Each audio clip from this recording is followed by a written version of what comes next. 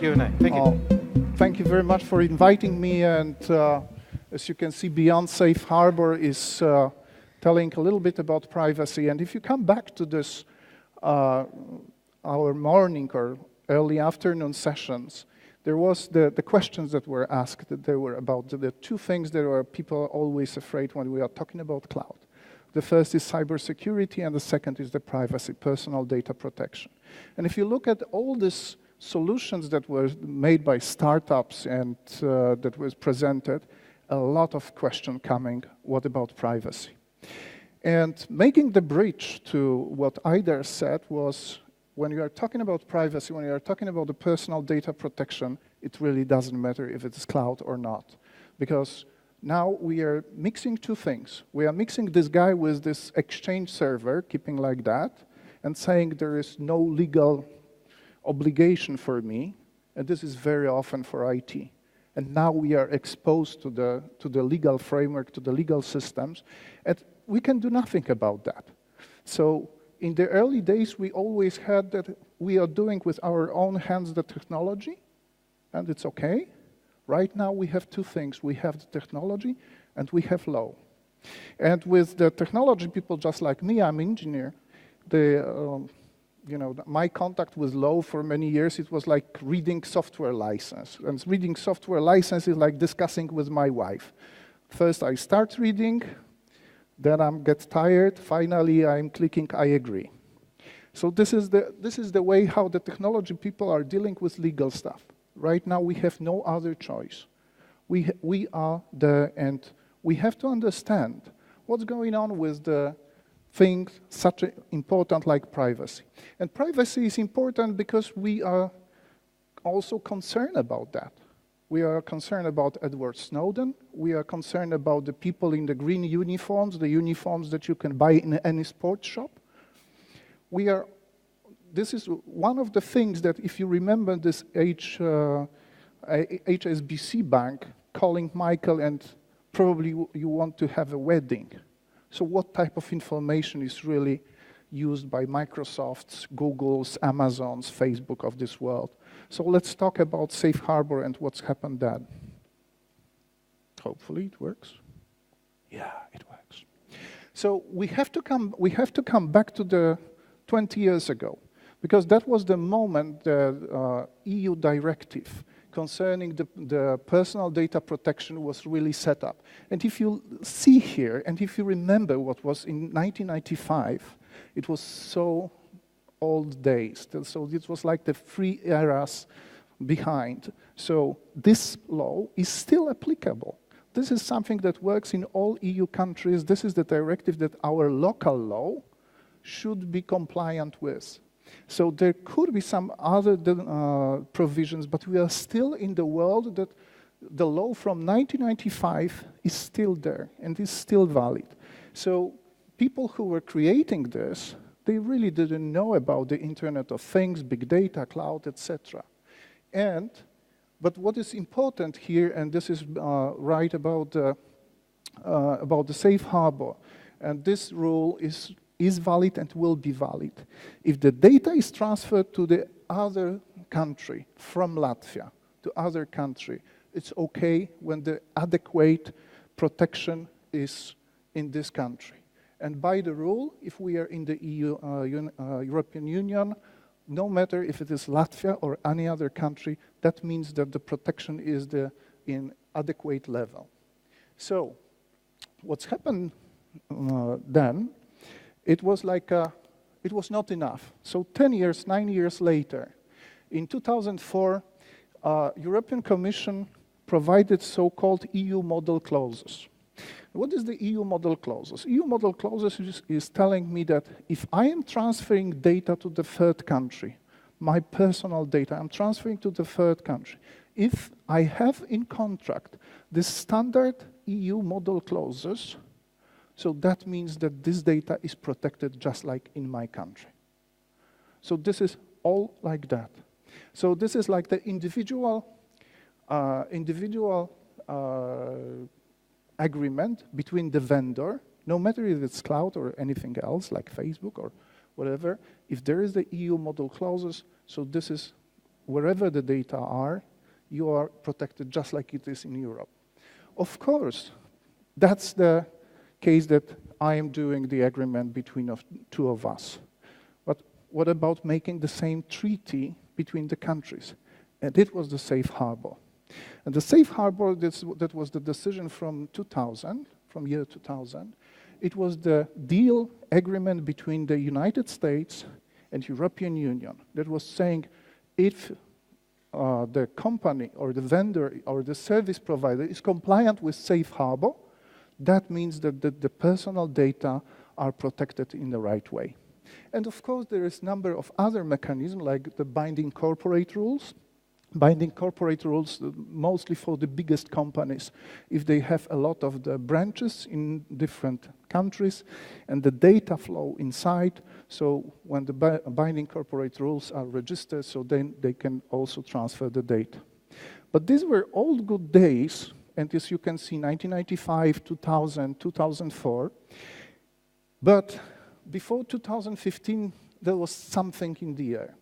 So everybody knows that this is not enough, that it must be changed. So there was like a lot of the information, a lot of the presentations, documents, white papers prepared by the European Commission, prepared by the independent consultancy in different, as you can see, in the first decade of this century, people start thinking much deeper about the privacy.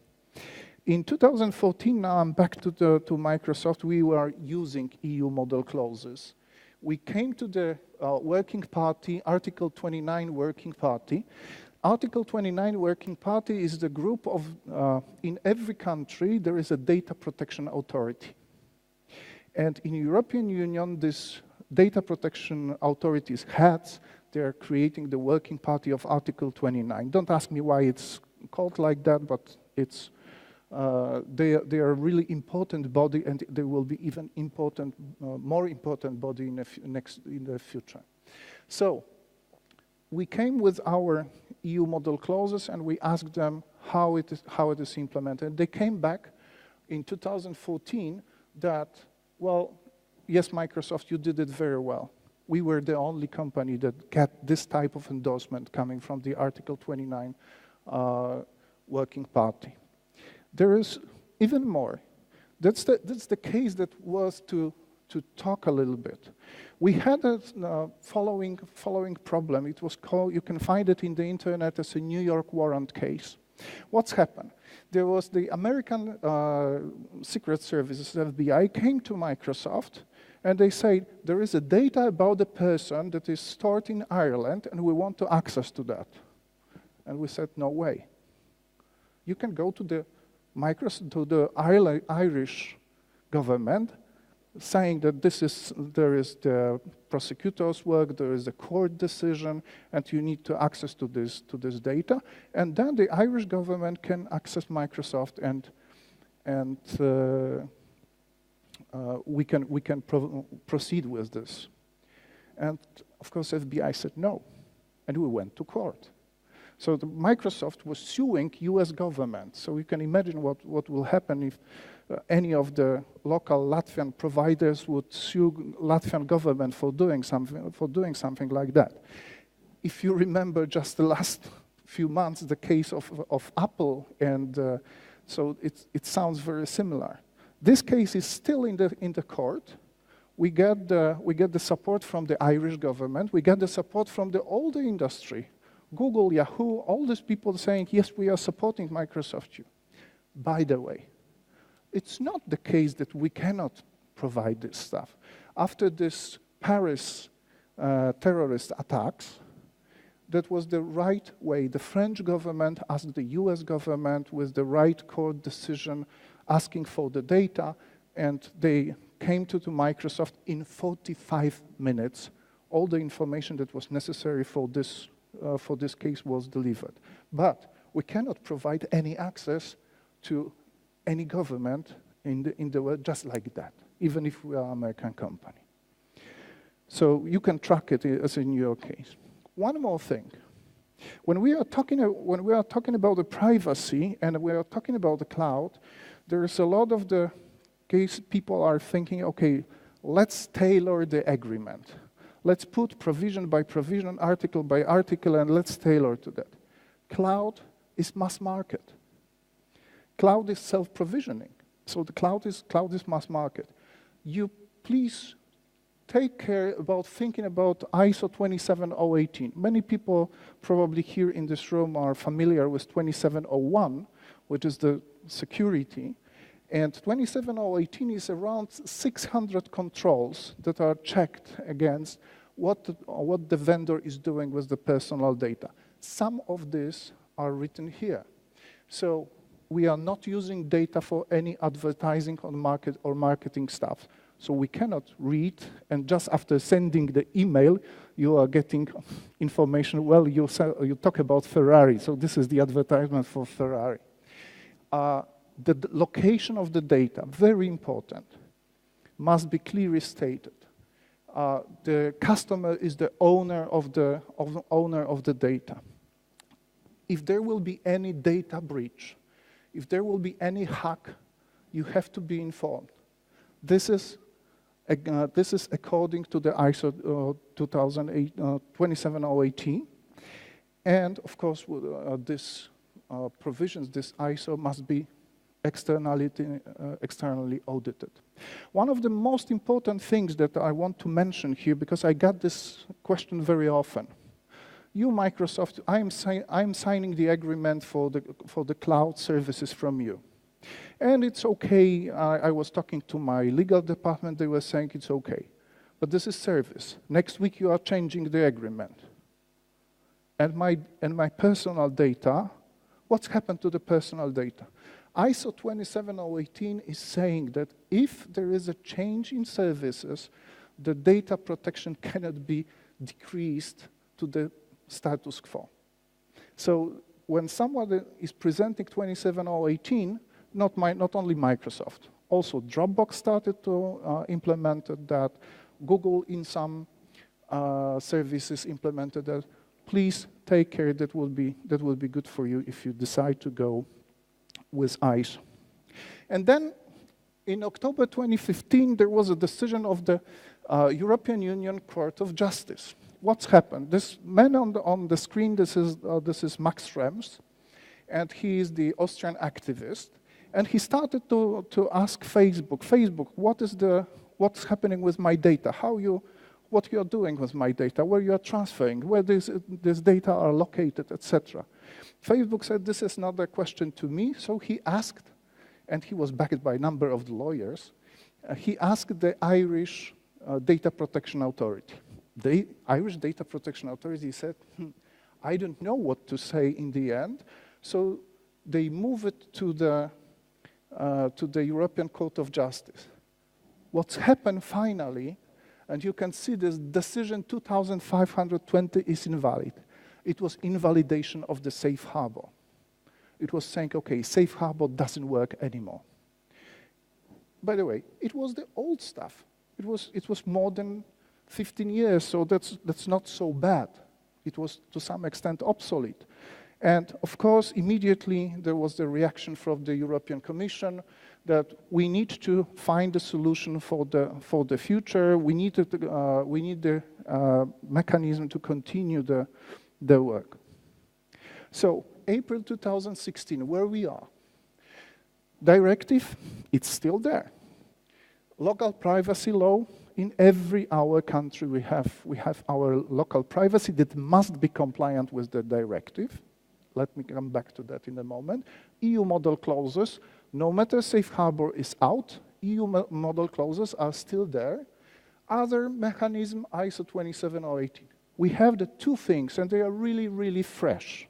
First is the General Data Protection Regulation, and the second is the EU-US Privacy Shield. So let's talk a little bit, because it will affect our life for the next several years. First, it's April 14. It's 1 week from now. EU Parliament finally voted the General Data Protection Regulation. What is the regulation? Regulation means that exactly the same law will be implemented in all EU countries. The same, this is not that the local Latvian parliament or Estonian parliament has to provide the new law that will be compliant with directive. This is the exact law. This regulation will come into power in 20 days from this moment, so it will be probably the first days of May, and we have 2 years for implementing this. So that means that somewhere in the spring of 2018, we all have the same data protection law across Europe. Please remember, it doesn't really matter if it's cloud or not. What is good about that? First, this is the same law across all the countries. So we have the situation that no matter if you are doing business in Latvia or Estonia or Portugal or Greece or Cyprus or Malta, this is exactly the same law. The second, and think about these few things because they are important in this law. The right to be forgotten. Many people was asking for that. Clear and affirmative consent, which means that I agreed to something, and it cannot be done like, or you can agree that we are using your data for the marketing stuff, or the service will not be available to you. It must be clear, and I have to make this consent very clear. Next, there will be no vendor lock-in. So you have the right to transfer your data from one vendor to another. You have to be informed that your data has been hacked. And last but not least, very important, if your vendor will not comply with these rules, up to 4% of the worldwide turnover fines. 4% of worldwide turnover. Now, what that means, it doesn't really matter if it's Microsoft or Amazon or the local Latvian company. The same rules, which is making our life much more civilized. And if you remember what I was talking about, ISO 27018, you can hear the same thing here. The next point, which is really important for us and for our life in the future, this is EU-US Privacy Shield. And after all these things about Max Schrems and the decision of the European Court of Justice, what's happened that on the beginning of February, finally they said, okay, we got the agreement. And they published in the end of February the text of that. And once again, a week ago, the Article 29 Working Party provided 58 pages of comments. What is the most important is that, first of all, yes, they are happy that something's going on, but it's still not the final text. So the recommendation to the European Commission coming from the Article 29 group is, we'll still work on that. So my last slide. It's my cloud provider checklist. You can do that. This is easy. First, if you are signing the contract, look for the applicable law of this contract. Sometimes you can be in the situation that you are signing the contract that is based on the law of the county Santa Clara in California. Are you okay with that? Maybe. If this is nothing very special, okay. But if you are signing something like a contract that when the personal data is, European law is the one that you can really have to check. Data location in the European Union, you can limit that.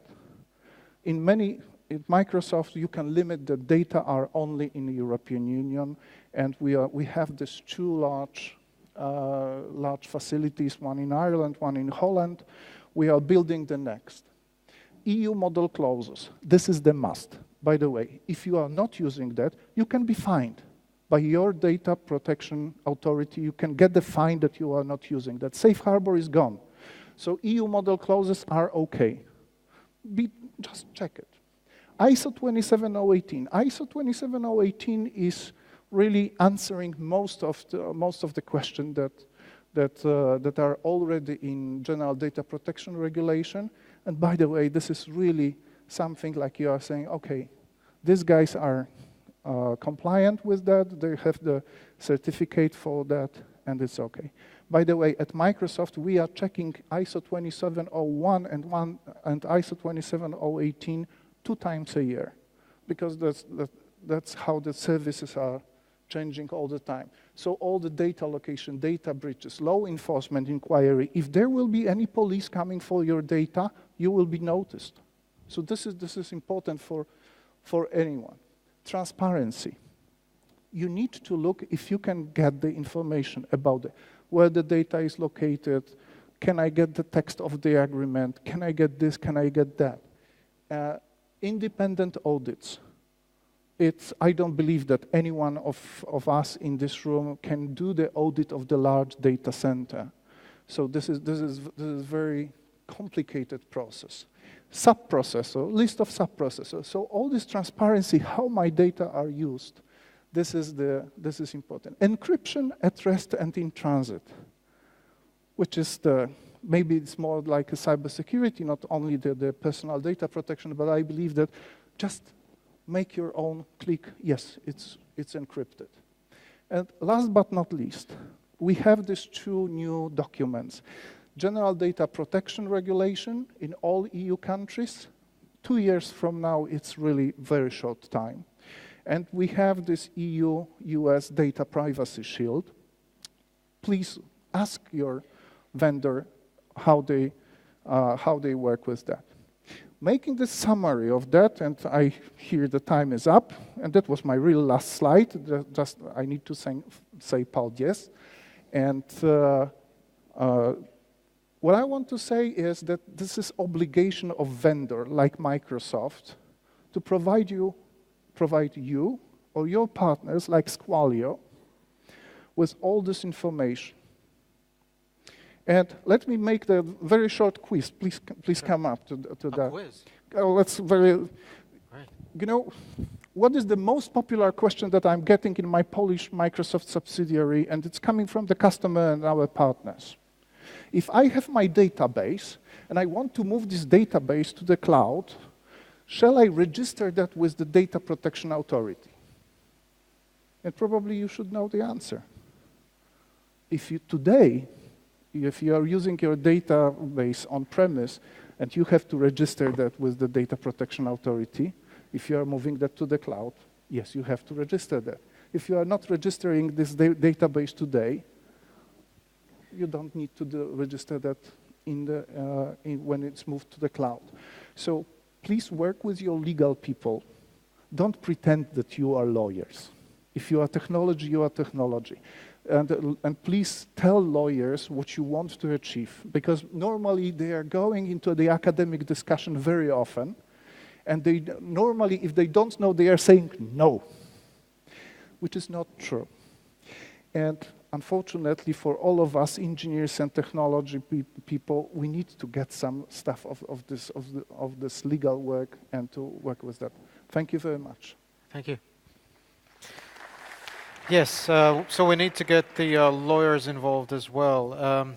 Well, thank you very much for playing around with Slido and for all those questions, because, Michal, I think it was detailed and great, but I lost you on the 5th minute, but it's just me, you know. Oh, thank you. Yeah, but but I can see a lot of people. This resonated with quite a lot of people. So let's just pick on. I think there is this overall question about overall attitude toward privacy, and that is an important one. And perhaps we'll leave it as a more philosophical question to the end. No, this is very legal question. This is really very legal. This is really very legal question. The answer is just like lawyers will tell you, yes and no. It depends. That's a typical lawyer's answer. First of all, normally, if they are approaching the company like Microsoft or Google or others, they have to have the right to do that. This is not that they could go to the Microsoft in Latvia and saying, Microsoft, just provide me. It is the procedure, and then in some cases you will be noticed, and if it is the special case, and these are the legal departments are deciding that, you may not be noticed. But in general, yes, you are. In our Transparency Center, you can find how many questions from Latvia or any other country per year are asked and how many are answered. By the way, it's rather like 20% only are answered. Right. Maybe why people are so concerned about the privacy? All right. Come on, this is so much personal. If I like to drive the autonomous car, or I like Ferrari, or what I'm spending money, this is a lot of data that people can use and offer me something, but at the same time they can do that in the wrong way. By the way, every one of us is saying, okay, and telling to our children, don't put on Facebook that I'm going for vacation. Nobody will be at home for next 2 weeks. Mm-hmm. True? True. Why? Because someone can go there. Every one of us get the contact from the person that you were afraid if it's the real person or if this is not the real person. On LinkedIn, on Facebook, on this type of inquiry. Why people are doing that? Because that is probably the organized crime behind it.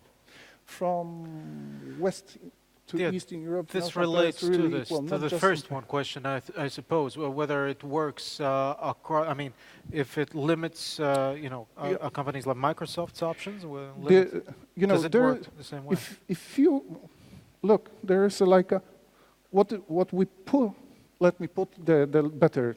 Do you remember Volkswagen case? Volkswagen, by the way, it's the software company, not the car company production, but the software company that made the very clever software to do the things with the carbon dioxide emission, right?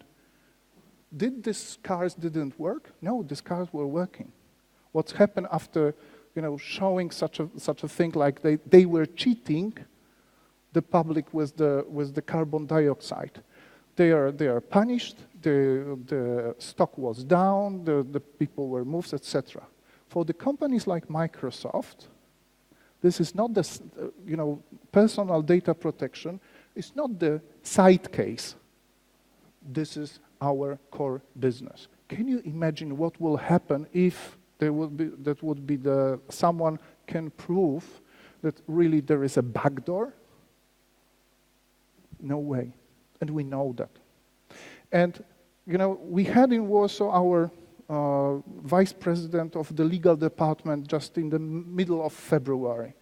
And there was discussion about the GDPR and the EU-US Privacy Shield.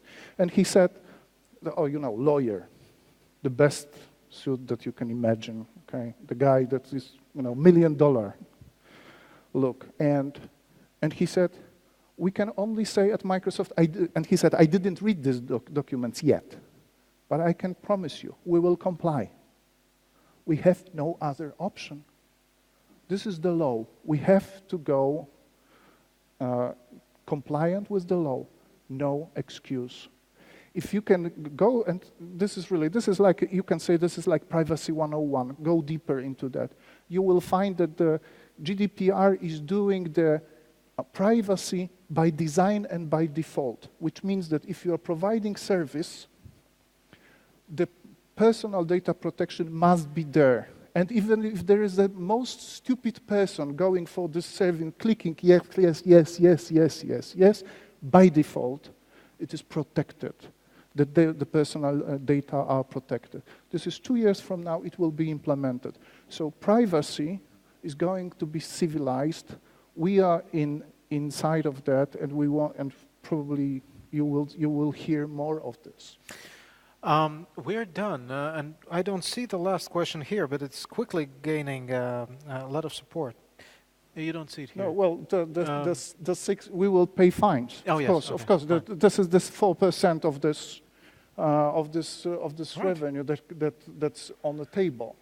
All right, we're done. Yeah, thank you. Thank you very much. It was great. Thank you very much.